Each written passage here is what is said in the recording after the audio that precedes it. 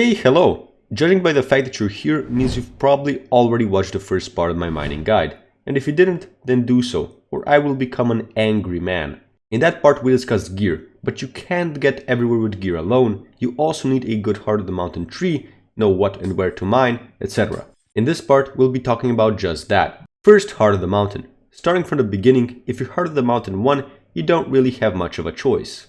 Or like any. At all. You unlock mining speed and that's it. Moving on. Once you unlock tier 2, you'll get 2 more heart of the mountain tokens. At this point you want to start thinking about which ability you'll go for. Honestly, they're both pretty good. Mining speed boost, well, boosts your mining speed, and the Picabulus's explosive power is not to be underestimated. Nah, I'm just messing with you. Every ability in the game except for mining speed boost is complete garbage. Anyways, unlock mining fortune and titanium insanium. For spreading powder between these, you want to do it somewhat equally. Maybe give titanium insanium a bit lower priority than the other two. Heart of the Mountain free gives you 2 more tokens to work with. Now you can finally get that mining speed boost ability and even a tier 3 perk. Both Luck of the Cave and Daily Powder aren't really that great, but what is great is what comes after Daily Powder, Efficient Miner. This is the single most broken and defining perk for the Dwarven Mines. You absolutely need to unlock this as quickly as possible. That being said, it doesn't really matter whether you unlock Daily Powder or Luck of the Cave first. I'm gonna go with Daily Powder here. Also, don't pour too much powder into either of these. At Heart of the Mountain 4, you can finally get Efficient Miner and 1 more perk. Decide between Seasoned Mineman and Luck of the Cave here yourself, but I'm gonna go with Luck of the Cave personally. Also, as I mentioned, Efficient Miner is a very good perk. You should absolutely pour a large portion of your total powder into it. If it seems underwhelming at first, don't worry, it upgrades to mine an additional ore every 20 levels. On level 100, you'll have a 50% chance to mine an additional 6 ores, which is just insane. In addition to this, you're supposed to have a 50% chance to subscribe to my channel as soon as you unlock the perk. But I think that's bugged because, well, you see what's on screen now. Go, do it. Please. As always, the like button requires attention or he will not be satisfied. And maybe comment your favorite turtle fact in the comments or something, I don't know. Last thing, there's still time to enter the 50 million coin giveaway on my Discord, link in the description. Anyways, Luck of the Cave and Seasoned Mineman shouldn't take up too much of your powder. Now at Heart of the Mountain 3 to 4, I try giving Crystal Hollows commissions a go. They tend to take longer and will sometimes even require coins. The biggest culprit of this being the Sapphire Crystal commission one, which requires items worth over 1 million coins altogether.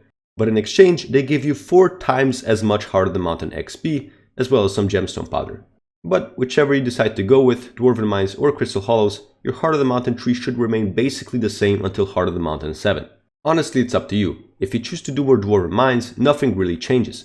But if you choose Crystal Hollows, you will need some of the gem mining gear we talked about in part 1. There are 2 important items I somehow forgot to mention in part 1 though. The first of these is the Armadillo Pet, which can help you doing the gem collector commissions. However, if you don't actually have a tool that can mine the gem, he will just eat it.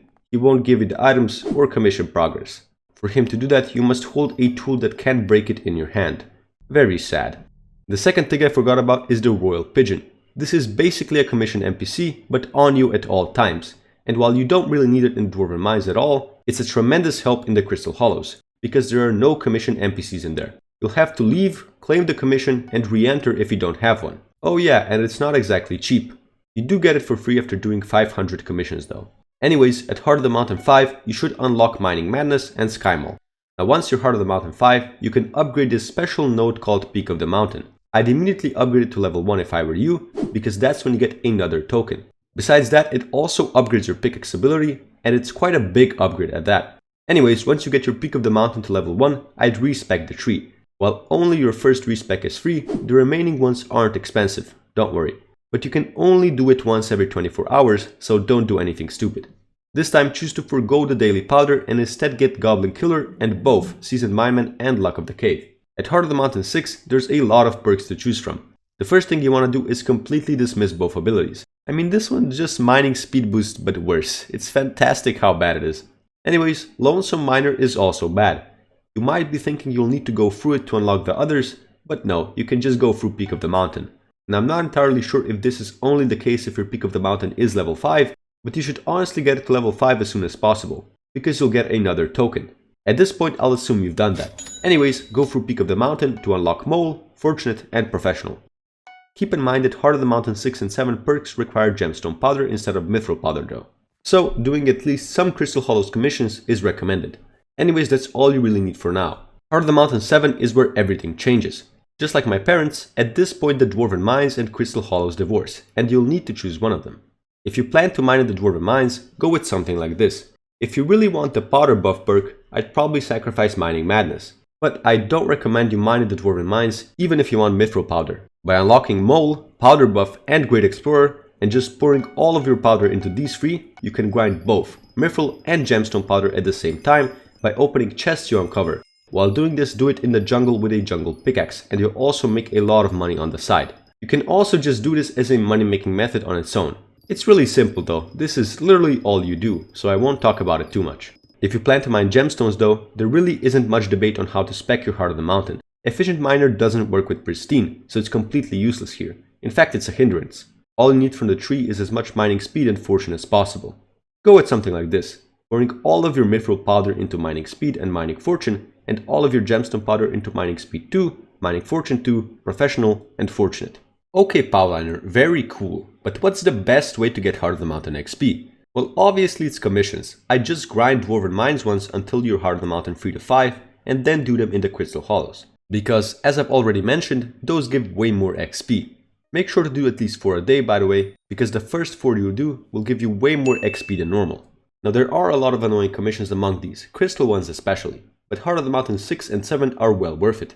For Dwarven Mines commissions, there's nothing really much to be said. If you get a commission to kill goblins, you kill goblins. If you get a commission to mine Mithril in the upper mines, you do that. For Crystal Hollows, it isn't as straightforward though. This is because A, the Crystal Hollows are so huge, and B, the structures are always randomly generated. There are 2 main strategies for doing Crystal Hollows commissions. The first is lobby hopping until you get what you want. Let's say you have a Sapphire Gemstone commission. Well, all you do is switch lobbies until you're in the Precursor Remnants or close to it. The Skytills minimap also helps here. Pro tip, did you know that the Crystal Hollows biomes always generate at the same coordinates? On screen now are the coordinate ranges for each of them. The second strategy is to mine out an entire lobby and create waypoints at commission spots. This works best with more people. You also need an early lobby for this. I'll explain how to determine whether a lobby is new or old a bit later.